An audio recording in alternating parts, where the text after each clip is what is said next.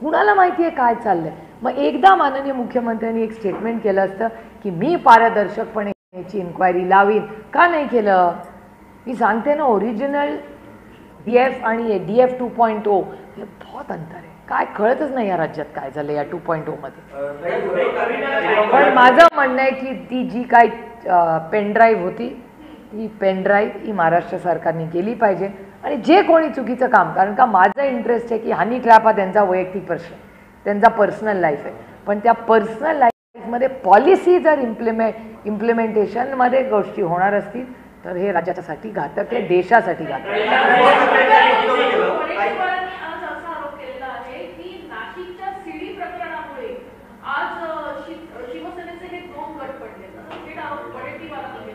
त्याची ना मला माहिती, मग तुम्हाला त्यांनाच विचारायला लागेल. मला याचे डिटेल्स माहिती नाहीत आणि मी कुणाच्या वैयक्तिक आयुष्याबद्दल कधी बोलले नाही, कधी बोलणारी नाही. कारण का जेव्हा आपण वैयक्तिक अटॅक करतो ना, त्या घरात एक बाई असते, तिला मुलं असतात, ती मुलं शाळेत जातात. त्याच्यामुळे मला कधी कोणाच्या वैयक्तिक आयुष्याबद्दल बोलायला आवडत नाही. पण माझी विनंती आहे महाराष्ट्राच्या माननीय मुख्यमंत्र्यांना की कधीतरी everybody has to rise to the occasion. सगळ्यांनी ही वेळ आली आहे महाराष्ट्राची की त्यांनी सगळ्यांना सहकार्याची मागणी माननीय मुख्यमंत्र्यांनी करावी. आणि जे झालंय ना गेल्या 3-4 आठवड्यात, हे सगळं नीट करण्याची नैतिक जबाबदारी, मी पुन्हा शब्द वापरते, नैतिक जबाबदारी ही या राज्याच्या मुख्यमंत्र्यांची.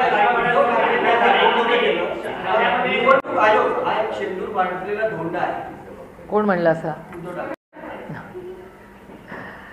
हे बघा, उद्धवजी आणि आम्ही जे लढलोय ना, आमची कुठलीही चूक नसताना जो अन्याय उद्धवजींच्या पक्षावर आणि आमच्या पक्षावर झालाय हा उभ्या महाराष्ट्राने पाहिजे.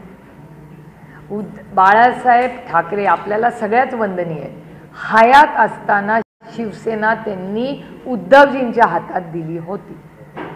कोणी हा क्लेम करत असेल ह्याच्यात मला जायचं नाही, पण ती उद्धवजींचीच कालही होती, आजही आणि उद्याही राहील. कारण का त्याची स्थापना माननीय उद्धवजींनी केली, आपल्या बाळासाहेबांनी केली होती. आणि माननीय बाळासाहेबांची इच्छा होती की तो पक्ष उद्धवजींनी चालवावा. मग राज ठाकरेंचा बरं ना, राज ठाकरेंनी स्वतःचा पक्ष तरी काढला, कुणाचं ओरबाडून तर नेलं नाही.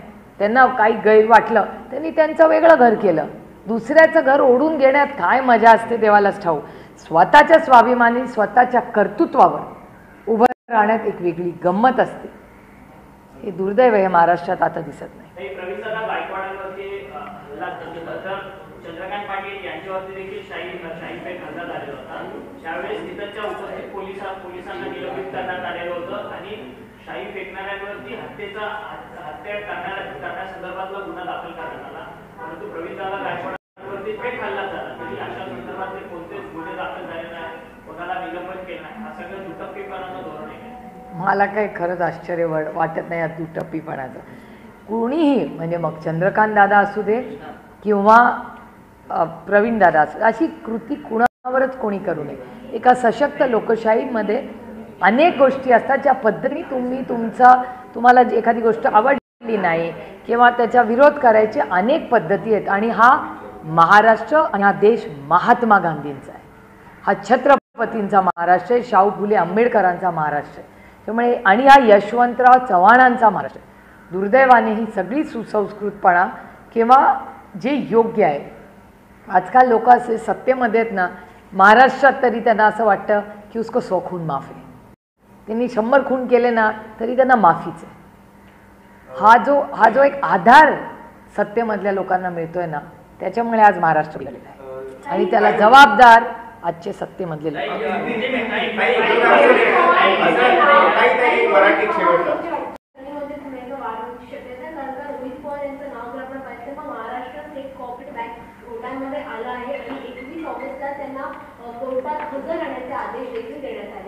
मला काय आश्चर्य वाटत नाही. तुम्ही थोडासा मागे वळून पहा. जेव्हा पहिल्यांदा हा आरोप झाला, हा 22 किंवा 21 किंवा 22 मध्ये झाला असेल, 2021 किंवा 22 मध्ये एक प्रेस कॉन्फरन्स ह्याच वास्तूमध्ये झाली होती. ती कदाचित तुमच्याकडे असेल. त्या प्रेस कॉन्फरन्समध्ये कुणाची नावं होती? रोहितनी एक प्रेस कॉन्फरन्स पुण्यात घेतली, त्याच्यात 60 का 65 नावं आहेत जी आज सगळे भारतीय जनता पक्षाबरोबर आहेत. ती सगळी नावं गायब झालेली आहेत. आणि त्याच्यात रोहितचं नाव कधीही पहिल्या लिस्टमध्ये कधीच नव्हतं. ते नाव कुठून आलं? कारण का तो रोज 10 वाजता तुमच्या चॅनलवर दिसतो संजय राऊत साहेबांसारखा. तो सरकारवर टीका करतो. त्याच्यामुळे जशी संजय राऊत साहेबांना नोटीस आली तशी रोहितलाही आली. मला काय आश्चर्य वाटत नाही, कारण का ओरिजिनल जी केस होती त्याच्यात रोहित पवारांचं नावच नव्हतं. आता कुठून सडनली पडलं, आत टपकलं ते नाव मला सांगा. हे दुर्दैव आहे की ज्या पद्धतीचं राजकारण चाललंय, एक युवा नेता काहीतरी करू पाहतो आणि ज्याचं नाव नसताना तुम्ही त्याच्यावर केस करता, हा किती मोठा अन्याय मला सांगा. उद्धव ठाकरे यांनी त्यांच्या मुलाखतीत असं देखील म्हटलंय की ज्या विधानसभा निवडणुकीच्या अगदी शेवटपर्यंत खेचाखिची सुरू होती, तूतमेमे सुरू होती, त्यामुळे कुठेतरी हे सर्व घटना घडली आणि चूक झालेली असे देखील ते मान्य करतायत. खूप मोठी चूक झाली असं म्हणतात. ठीक आहे ना, अशा गोष्टी होतात. चूक झाली म्हणायला खूप मोठे जिगर लागतं. मला बरेच लोक माहिती आहेत ते खूप चुका करतात, पण मान्य करत नाही आणि केलं तरी सोयीसाठी करतात. हिंदी में भाषा विवाद के बीच कल राज ठाकरे हो गया मराठी झालं सगळं. कल राज ठाकरे ने मीरा रोड में ये कहा, मेरा महेंद्र है, कि निशिकांत दुबे मुंबई आए, हम समुद्र में डुबो कर मारेंगे. उससे पहले निशिकांत दुबे ने व्यक्तिगत टिप्पणी की थी और ये कहा था कि राज ठाकरे यूपी बिहार आए, उन्हें जो है मारेंगे. राजनीति में भाषा का स्तर गिरता जा रहा है क्या? मेरे ख्याल से आपको बड़ी विनम्रता से मैं कहना चाहती हूँ कि आपको हमारे सबके वरिष्ठ नेता रहे माननीय अरुण जेटली जी. अरुण जी हमेशा कहते थे आप दिखाना बंद करिए, बोलना बंद कर दें. अगर आप दिखाना ही बंद करेंगे ना तो किसी को पता भी नहीं चलेगा. ये किसी के लिए भी है. रिएक्शन आया है. राज जी ने नहीं पहले कहा, इन्होंने पहले कहा पटक पटक की. ये भाषा हमारी नहीं है. महाराष्ट्र के लोग बड़े संस्कारी है, भारतीय लोग ही संस्कारी है. 2-4 लोग ऐसा कुछ भी बोलेंगे तो ऐसा मतलब नहीं कि सारे भारतीय खराब है, ऐसा नहीं है. भारत का हर आदमी ये संस्कारी ही है और ऐसी भाषा नहीं बोलता वो. ये कुछ नया ही चल रहा है ट्रेंड महाराष्ट्र में. इसी जरूर, मैं तो पिछले हफ्ते इनकम टैक्स कमेटी में मीटिंग में भी मिली थी. मैं एक सशक्त लोकतंत्र पे विश्वास करती हूँ, तो मैं हर सांसद से बात करती हूँ, भले उसकी हर चीज़ विचार मुझे अच्छा लगे ना लगे, एक सशक्त लोकतंत्र में चर्चा होनी ही चाहिए. दूसरा सवाल ये है कि मुख्यमंत्री ने एक बार फिर इस बात को दोहराया कि 3 लैंग्वेज पॉलिसी के तहत हिंदी वो लाकर रहेंगे. क्या मुख्यमंत्री के ऊपर दबाव है और आप ये मानती हैं? दबाव है तो किस लिए है? क्योंकि देखिए, आपके सवाल में ही मेरा जवाब है. मुझे बहुत चिंता हो रही है देवेंद्र जी की, क्योंकि देवेंद्र जी पे किसका दबाव है? बहुत सारे राज्य ऐसे हैं जिन्होंने नहीं किया. ना गुजरात सरकार ने किया है, ना तमिलनाडु सरकार ने करा, ना उड़ीसा सरकार ने किया है. बहुत सारी ऐसी, ना केरला सरकार ने किया. बहुत सारी ऐसी राज्य है जिन्होंने नहीं किया है. तो महाराष्ट्र में देवेंद्र जी पे किसका इतना प्रेशर है, दबाव देवेंद्र जी पे है कि उनको ये करना पड़ रहा है. और पहली बार इतिहास में ऐसा होगा कि महाराष्ट्र का मुख्यमंत्री ये मराठी को कम दिखा रहा है और हिंदी के बारे में ज़्यादा कर रहा है. हिंदी के बारे में मुझे जितना प्यार मराठी पे उतना ही हिंदी पे है, उतना कन्नड़ पे है, उतना तेलुगु पे है, उतना हर भाषा पे. हर भाषा का मान सम्मान होना ही चाहिए, करना ही चाहिए, हमारी संस्कृति है. लेकिन इन्हीं संस्कारों में किसी को कम दिखाना ये हमारे संस्कार नहीं है. तो जिस राज्य से आप आते हैं, जिस राज्य के आप माँ बाप सरकार है, उस राज्य में जो माँ बोली है, जो माँ है आपकी, आप माँ को क्यों ऐसा बर्ताव माँ से कर रहे? मौसी से भी प्यार करिए, कोई दिक्कत नहीं है, लेकिन माँ माँ होती है. इसलिए मराठी ये महाराष्ट्र की माँ है. मैम, आप ऑपरेशन सिंदूर के डेलीगेशंस में भी थे, गए भी, फॉरेन में विजिट किया और ऑपरेशन सिंदूर के बारे में बताया. वहीं दूसरी तरफ अब सोशल मीडिया पे ये ट्रेंड कर रहा है कि इंडिया में जो शिखर धवन है, युवराज सिंह है, उनका मैच जो है पाकिस्तान के कुछ प्लेयर्स के साथ हो रहा है. शाहिद अफरीदी है जो लगातार इंडिया के विरुद्ध में बोलते हैं, ये ट्रोल हो रहा है. तो कहीं ना कहीं लोग ये कह रहे हैं कि सिर्फ पॉलिटिक्स के लिए वही सब चीज किया गया, आपने पाकिस्तान को बैन किया, कि वापस ये सब चीजें जो है शुरू कर दी है क्रिकेट के थ्रू. नहीं, ये सब आपको बीसीसी और आईसीसी को पूछना पड़ेगा. मैं इतना क्रिकेट नहीं फॉलो करती, मैं मैच भी नहीं देखने जाती.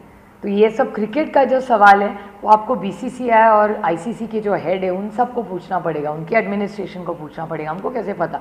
बीसीसीआई और आईसीसी इंडिपेंडेंट बॉडीज़ है, उनको पूछना पड़ेगा आपको। लेकिन आपका अपना मत क्या है? मैच होना चाहिए जब एक तरफ लगातार जो है ऑपरेशन सिंदूर को लेकर विवादित बयान दिया जाता है, मैच होना चाहिए दोनों देशों के बीच में ऐसी परिस्थिति में।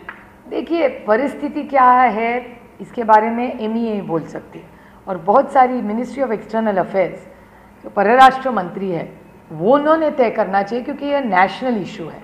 और हमारी आदरणीय पवार साहब ने हमेशा कहा है कि जो इशू नेशनल, देश पहला, तो देश के बारे में जो भी बोलो, जो फॉरेन इश्यूज़ के बारे में हो, फॉरेन इश्यूज़ के बारे में हम सब ने, देश ने हमेशा एक होना चाहिए।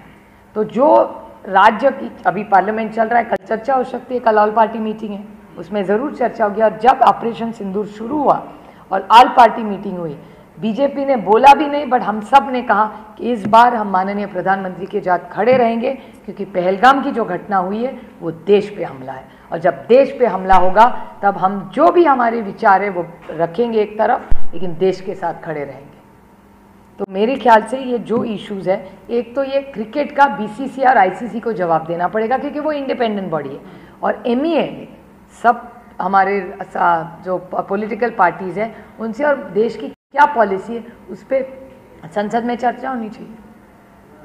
भाई जैसे कि प्रदेश अध्यक्ष है अजीत दादा गटके, उन्होंने जो स्टेटमेंट दिया है कि अगर विलीनीकरण होता है उसके लिए हमें भाजपा के शीर्ष नेतृत्व से बात करनी पड़ेगी, तब जाके ये चीज कर पाएंगे। कैसे देखते हैं स्टेटमेंट? नहीं, देखिए सब संजय राउत जी पे बड़े नाराज होते। संजय राउत जी क्या कहते? यही तो कह रहे जो आप कह रहे। जब संजय राउत जी सुबह 10 बजे बोलते हैं तो सब खिलाफ हो जाते हैं, वो गुस्सा हो जाते हैं, नाराज हो जाते हैं। जो संजय राउत जी कहे यही तो ये स्टेटमेंट है ना, इसमें अलग क्या है? बिहार में इन दिनों स्पेशल इंटेंसिव रिवीजन चल रहा है वोटर लिस्ट का, विपक्ष लगातार उस पर धांधली का आरोप लगा रहा है, आप क्या मत रखती हैं? आज 7 बजे एक ऑनलाइन इंडिया अलायंस की मीटिंग है, देश के सब वरिष्ठ नेता इंडिया अलायंस के, इस पे हमारी विस्तार से चर्चा 7 बजे होने वाली है। आदरणीय पवार साहब भी उस मीटिंग में पार्टिसिपेट करने वाले हैं, उसमें वो बोलेंगे हमारी पार्टी की बात, और जो ऑफिशियल इंडिया अलायंस की लाइन होगी उस पर विस्तार से आज खड़गे जी स्टेटमेंट करेंगे। लेकिन एक चीज मराठी में आपने कहा था कि इस तरीके का अलायंस मराठी मानुष के स्वाभिमान को सही नहीं लगता, आपने ये मराठी में कहा? नहीं, राउत नहीं, जिस तरीके से जो चल रहा है गतिविधि, देखिए एक सशक्त लोकतंत्र में हर एक को सांस लेने का और जीने का अधिकार भारत रत्न डॉक्टर बाबा साहेब अम्बेडकर ने दिया। अभी हम हमारी पार्टी चलाते, उद्धव जी कांग्रेस के साथ 18 साल हम साथ में काम किए। कांग्रेस ने, हम जब पार्टी बढ़ाते थे तो कांग्रेस कुछ नहीं कहती थी, और कांग्रेस का एक सशक्त लोकतंत्र में पार्टी बढ़ाने का उनका अधिकार है। इसमें छोटा भाई बड़ा भाई नहीं होता, एक दूसरे के सम्मान में विश्वास है। और हम क्यों साथ में आए थे?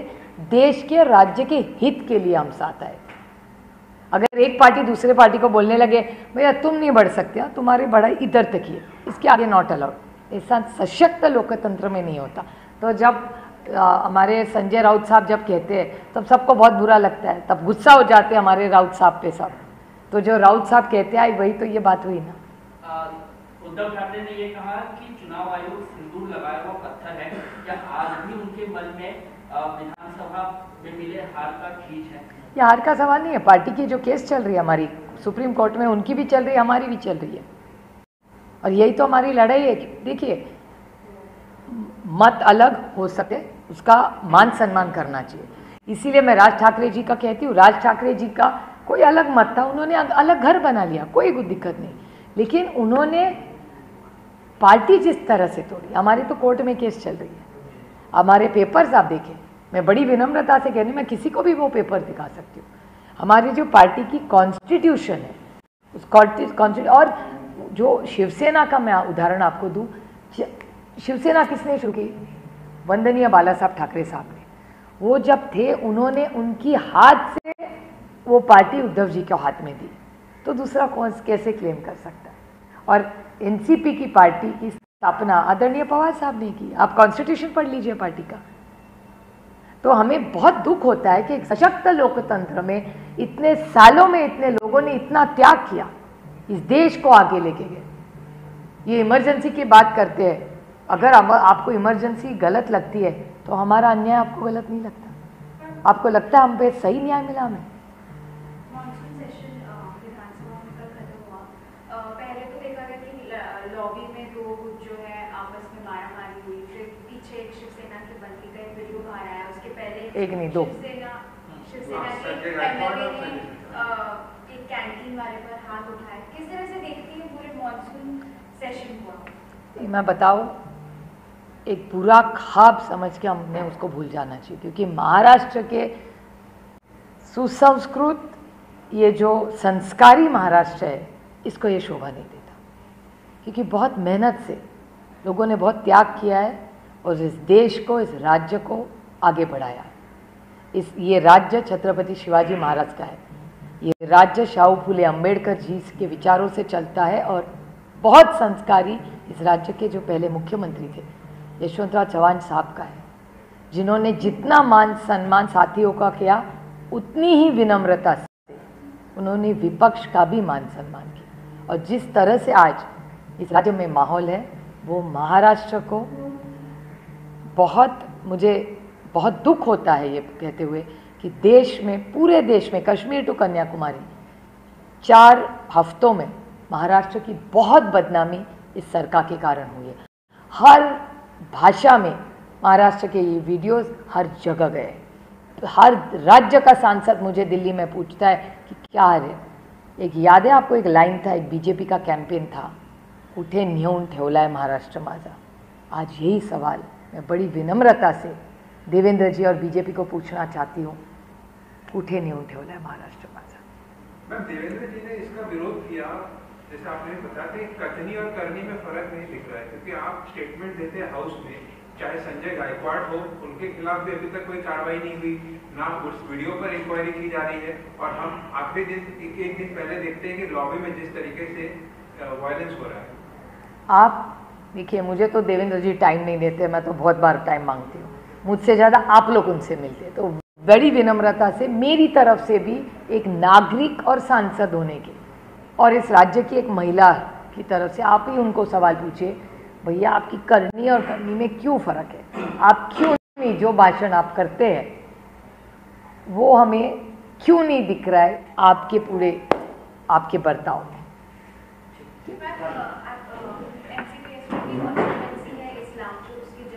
नाम चेंज करके ईश्वरपुर, कल ही गवर्नमेंट ने ये डिसीजन प्रपोजल दिया है सेंटर को, किस तरह से देखती है? मेरे ख्याल से वो असेंबली में निर्णय हुआ होगा, राहुल ने नहीं किया होगा, तो मेरे ख्याल से वो सारे सांसदों की या मेरा वहाँ के जो विधायक है उनकी शायद मांग होगी। जयंत पाटिल बोल रहे हैं हमसे कुछ चर्चा नहीं की थी और वहाँ के लोग भी इसकी मांग नहीं कर रहे थे, हम इस मुद्दे को उठाएंगे, हमसे पूछा नहीं गया है लोग। नहीं, अगर जयंत पाटिल, मेरे ख्याल से जयंत पाटिल जी इससे ज़्यादा विस्तार में इसका जवाब दे पाएंगे। नहीं, महंगाई, बेरोजगारी, महाराष्ट्र में जो हो रहा है, ये सारे इश्यूज हम उठाएंगे। ऑपरेशन सिंदूर, आपको याद होगा कि महाराष्ट्र के बहुत सारे लोग हमने गंवाए, और पूना की 2 फैमिलीज है। वो जगदाड़े फैमिली की बेटी मुझे फ़ोन करके पूछती है कि ताई, जिसने मेरे फादर की हत्या की, पिताजी की हत्या की, उन लोगों का क्या हुआ? उसको मुझे जवाब देना है। उस बेटी के आंसू आज तक नहीं रुके। आज तक उसकी माँ मुझे बोलती है, जब भी मैं फ़ोन करती हूँ या मिलने जाती हूँ, पूछती हूँ कि ताई मतलब बहन मराठी में, तो बोलती है जब मैं आँख बंद करती हूँ वही चेहरा मुझे दिखता है जिन्होंने मेरे पति का खून किया है। ये ऑपरेशन सिंदूर है ना, तो ऑपरेशन सिंदूर में कितने लोग थे? कौन थे वो लोग? आप ही के चैनल में मैंने देखा कि एनएसए ने फोटो बदली किया, बोले ये लोग थे ही नहीं जिन्होंने इनकी हत्या की। तो कौन थे वो लोग? कितने लोग थे? 4 थे, 5 थे, 3 थे, 6 थे, कितने थे? इसका जवाब तो मुझे उस लड़की को देना है। वो लड़की न्याय मांग रही है कि मेरे पिता की हत्या किसने की, जवाब दो। तो सुप्रिया सुले को जाके पूछना पड़ेगा केंद्र सरकार को, जगदाड़े की बेटी को मुझे जवाब देना है कि उसके फादर की हत्या किसने की, कितने लोग के, कहाँ से आए, कहाँ चले गए, हवा में उड़ गए कहाँ वो लोग? जवाब तो देना पड़ेगा। किसी की पिताजी है वो, आप सोचिए 1 मिनट के लिए उस लड़की की जगह खड़े रह के रहिए, अन्याय नहीं है उस पर ये? तो इसका जवाब सरकार को देना पड़ेगा। और मैं खुद पे ले रही हूँ, मैं तो विपक्ष में हूँ, फिर भी जिम्मेदारी लेने की ताकत है मुझे। उस लड़की को न्याय दूंगी जरूर। थँक्यू। एका शेट्टी नावाच्या व्यक्तीला आम्ही